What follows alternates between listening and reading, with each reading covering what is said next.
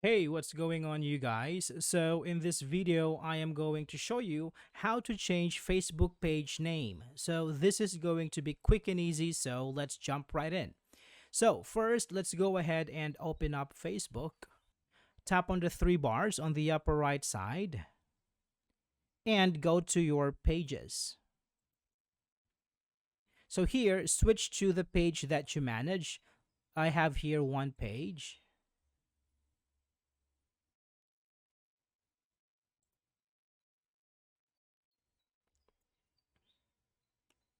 So, for you to change your page name, simply tap on your profile icon on the upper right side